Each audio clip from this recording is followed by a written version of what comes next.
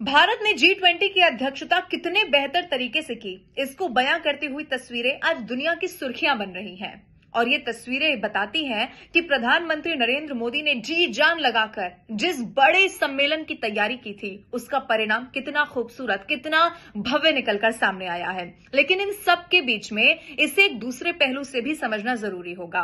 पहलू वो है कि आखिर G20 की मेजबानी ऐसे वक्त में करना जब चीन और रूस, व्लादिमीर पुतिन और शी जिनपिंग ने साफ कर दिया था कि वो भारत नहीं आ रहे हैं, यानी कि G20 सम्मेलन में शिरकत करने के लिए नहीं पहुंच रहे हैं। हालांकि उनके प्रतिनिधि आए, जैसे चीन की अगर बात करें तो वहां से प्रधानमंत्री उनके पहुंचे, लेकिन फिर भी शी जिनपिंग और पुतिन यहां पर नहीं आए।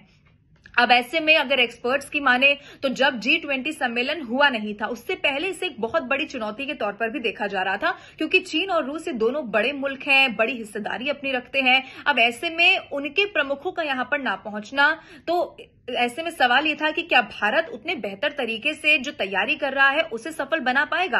अब ऐसे में अब इसे सिलसिलेवार तरीके से आप समझने की कोशिश कीजिए। सबसे पहले दिन की बात करते हैं। जो पहले दिन अंतिम फैसले पर साइन करवाया गया, उसमें हर किसी देश के लीडर शामिल थे, जिसमें चीन भी था और जिसमें रूस भी था।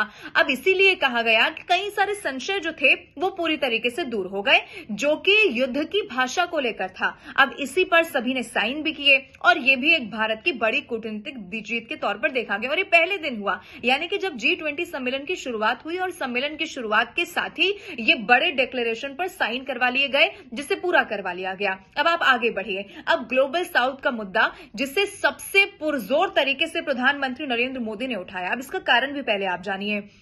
जब वसुदेव कुटुंबकम के थीम पर G20 भारत में आयोजित होता है, तो उसका मतलब भी ये था, जो प्रधानमंत्री नरेंद्र मोदी की कोशिश भी ये थी कि हम सिर्फ अपने हित, यानी कि भारत के विकास के बारे में नहीं सोचे। हमारी जिम्मेदारी ये भी होती है कि अगर हमारा देश आगे बढ़ रहा है तो दुनिया में और ऐसे कितने मुल्क हैं जिनको मदद की जरूरत है। यानी मदद जब मैं कह रही हूं तो इसका मतलब ये है कि उनके बारे में भी सोचे जाने की जरूरत है। और इसी में सबसे बड़ा पॉइंट ग्लोबल साउथ का था। अब ग्लोबल साउथ को चीन के लिहाज से अगर समझे तो चीन इसे चीन ब्लॉक के तौर पर विकसित करने की, स्टैब्लिश करने की कोशिश में था। लेकिन इसी दौरान प्रधानमंत्री नरेंद्र मोदी ने ग्लोबल साउथ की आवाज को उठाया, जो अफ्रीकी यूनियन है उसको स्थायी सदस्यता दिलवाने की बात की, और वो तस्वीर भी हमने देखी।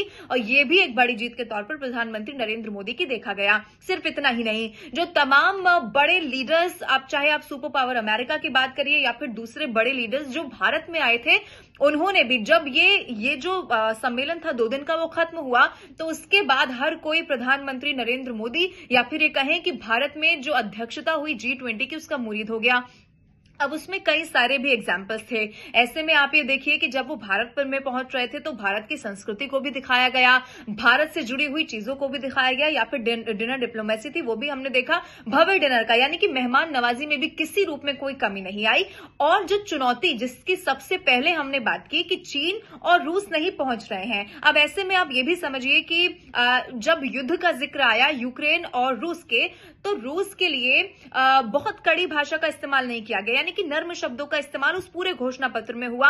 अब इसके भी 2 पहलू थे। रूस के जो मीडिया है वो इसे पुतिन की जीत के तौर पर, रूस की जीत के तौर पर देख रही है, लेकिन पूरी दुनिया ये मान रही है कि ये भी भारत की कूटनीति है कि आप कड़ी भाषा का भी इस्तेमाल नहीं कर रहे हैं और आप सबको मना भी ले रहे हैं, आपकी जीत भी हो जा रही है। और यही भारत की सबसे बड़ी ताकत थी, जो एक बार फिर से दुनिया ने देखी और पूरी दुनिया ने एक बार फिर से भारत का लोहा माना।